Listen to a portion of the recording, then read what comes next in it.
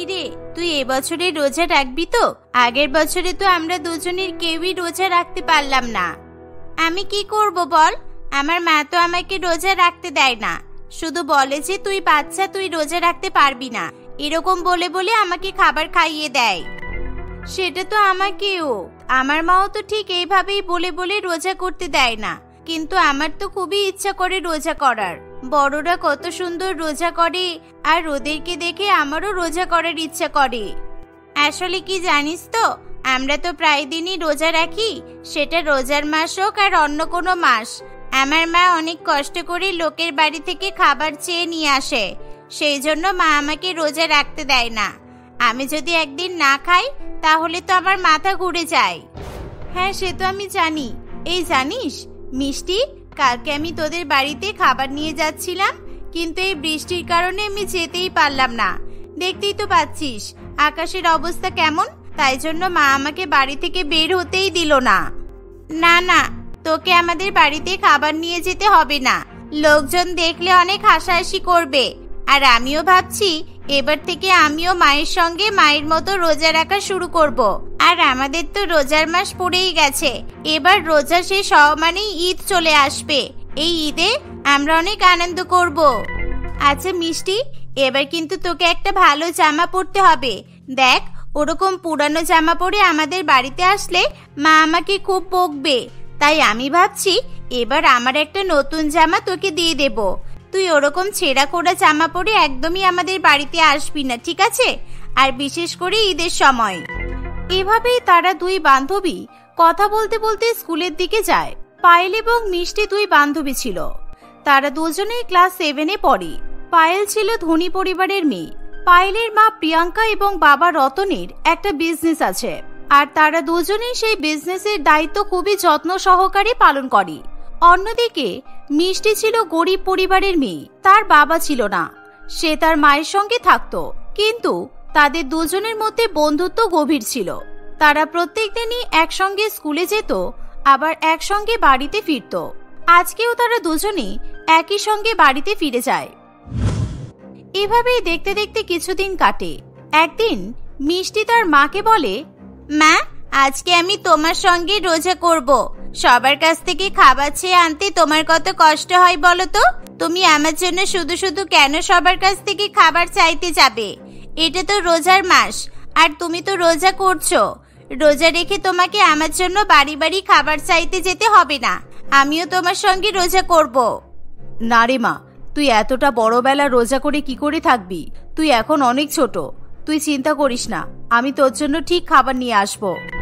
মা, আমি বলছি তো তোমাকে কারোর কাছ থেকে খাবার চাইতে হবে না, আমি তোমার মতো রোজা করব। আর তাছাড়া আজকে তো রবিবার, আজকে তো আমার স্কুল কোচিং কিছুই নেই, তাহলে রোজা করতে আমার তো কোনো অসুবিধা হবে না। আমি রোজা রেখে বাড়িতেই তো সারাদিন বসে থাকবো, আর কোনো কাজও করতে হবে না আমাকে। তুই যতই যাই বলিস না কেন, এতটা বড়বেলা তুই না খেয়ে থাকতে পারবি না। দাঁড়া, আমি তোর জন্য পাশের বাড়ি থেকে 2-4টে ভাত চেয়ে নিয়ে এসে দিচ্ছি। মিষ্টির মায়ের কথা শেষ হতে না হতেই তখনই সেখানে পায়েল চলে আসে, আর তার হাতে একটা টিফিন কৌটো ছিল। কাকিমা, তোমাকে আর লোকের বাড়ি থেকে খাবার চাইতে যেতে হবে না। আজকে এই দেখো, আমি মিষ্টির জন্য খাবার নিয়ে এসেছি। আমি জানি তুমিও তো আমার মায়ের মতো মিষ্টিকে রোজা রাখতে দেবে না, আমার মা যেমন আমাকে রোজা রাখতে দেয় না, তাই জন্য আমি এই টিফিনে করে খাবার এনেছি। মিষ্টি, এই নে, খেয়ে নে। না রে পায়েল, আমি খাবো না, আমিও আজকে মায়ের সঙ্গে রোজা রাখবো।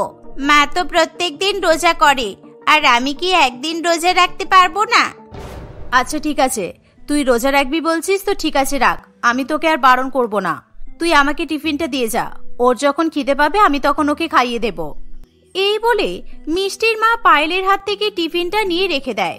সেই দিন পায়েলের মা ও পায়েলকে রোজা রাখতে দেয়নি, আর সেই জন্য পায়েল মিষ্টির জন্য টিফিন নিয়ে যায়। মিষ্টি সেদিন মনে মনে খুবই খুশি হয় তার মা তাকে রোজা রাখার অনুমতি দেয় বলে। তাই সেদিন মিষ্টি পায়েলের নিয়ে আসা খাবার না খেয়ে বাড়িতে রেখে দেয়। কিন্তু সারাদিন শুয়ে বসে কাটাতে কাটাতে মিষ্টির খুবই বিরক্ত লাগে, তাই সে তার মাকে বলে, মা, ও মা, আর কতক্ষণ না খেয়ে থাকতে হবে? আমি তো তোকে বললাম খিদে পেলে খেয়ে নিবি, তুই যদি না খাস আমি কি করব বল? এখন তো আরো অনেকটা সময় না খেয়ে থাকতে হবে। তোর যদি খিদে পায় তাহলে তুই খেয়ে নে, আমার জন্য বসে থাকিস না। আমি কিন্তু যখন সময় হবে তখনই খাবো। না না মা, আমার তো খিদে পাচ্ছে না, আমি তো এমনিই জিজ্ঞাসা করছি। বাবারে বাবা, এতটা সময় মানুষটা কিভাবে না খেয়ে থাকে? আমার তো অল্প একটু সময় যেতে না যেতেই খিদে পেয়ে যাচ্ছে। কিন্তু না, আজকে যতই যাই হোক না কেন, আজকে আমি রোজা করেই ছাড়বো। মিষ্টি এসব কথা ভাবতে ভাবতে তার মায়ের পাশে শুয়ে পড়ে। সেদিন রান্নাবান্না কিছুই ছিল না বলে মিষ্টির মা তার কাছেই বসেছিল। তাই তারা দুজনেই গল্পগুজব করতে করতে দিন কাটাবে বলে ঠিক করে। এভাবেই আরো কিছুটা সময় কেটে যায়। দুপুর গড়িয়ে বিকাল হয়ে আসে। বিকাল হতে না হতেই মিষ্টি একটু শান্তি পায়। সে তার মায়ের হাতে হাতে ফল কেটে দেওয়ার জন্য সাহায্য করে। মা, বলছি আর কতক্ষণ সময় লাগবে? তুই আবার আমাকে জিজ্ঞাসা করছিস? এই তো আর বেশি নয়, আমার ফল পাকড় কাটা হয়ে গেলে আমরা দুজনে মিলে এখানে বসে পড়বো, কেমন? মা, শুধু খেজুর আর ছোলা আর এই একটা আপেল, এই সামান্যটুকু ফল খেয়ে কি হবে মা?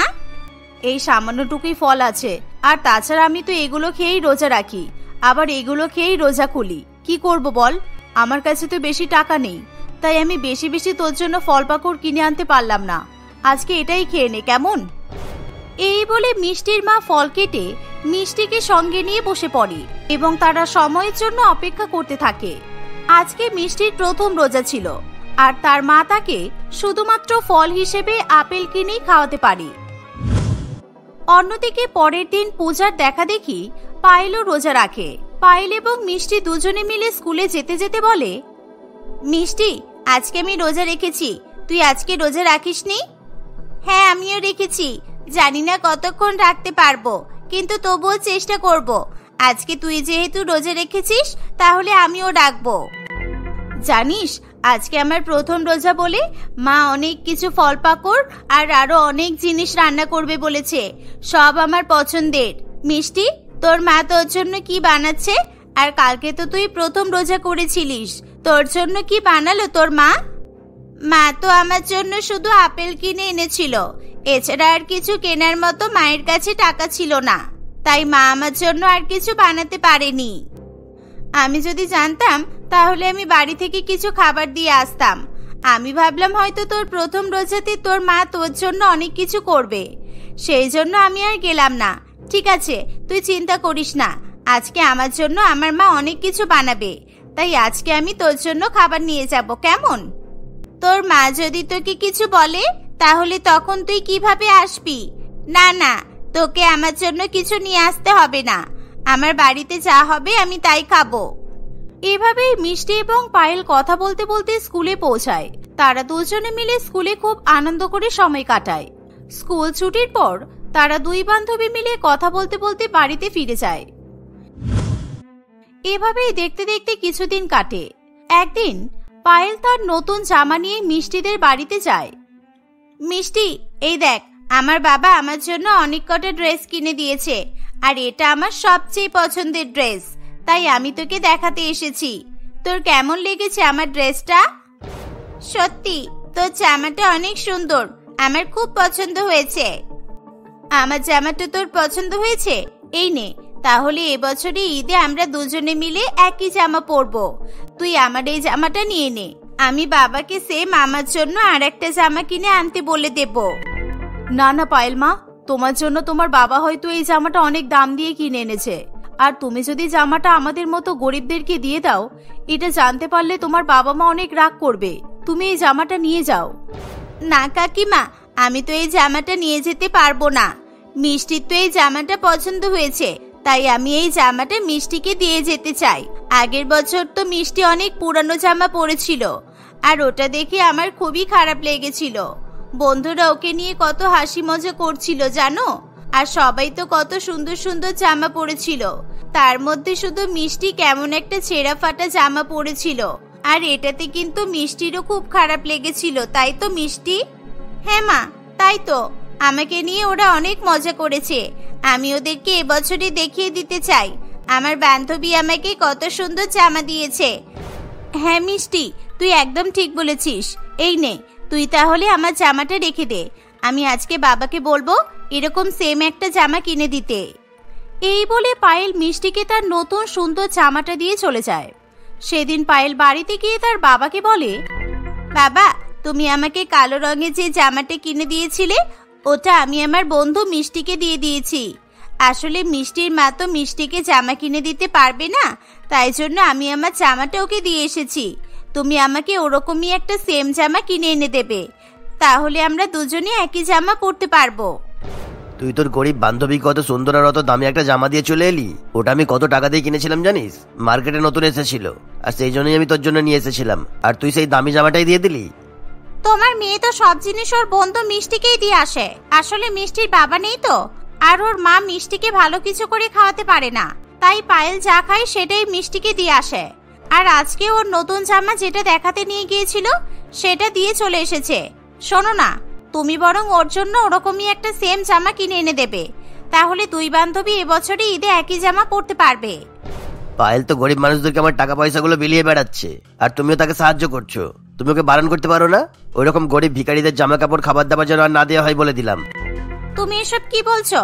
আমাদের পায়েল ছোটবেলা থেকেই যে এতটা দয়ালু, ওর মধ্যে যে এতটা মায়া আছে, এটা তো অনেক কম জনের মধ্যেই থাকে। শুধু টাকা থাকলেই তো হয় না, মানুষের মন বড় হওয়া দরকার। যাদের কাছে টাকা আছে তারাও কাউকে সাহায্য করার আগে অনেক ভাবে, কিন্তু আমার মেয়ে পায়েল সেটা একদমই করে না। আমি আমার মেয়েকে যা শিক্ষা দিয়েছি তাতে আমি অনেক খুশি। আমি আমার মেয়ের পাশে সবসময় আছি, সে তুমি যাই বলো না কেন। ঠিক আছে, তোমরা মা বেটিতে যা ইচ্ছা তাই করো, আমি তোমাদের কোনো কথাতেই আর নেই।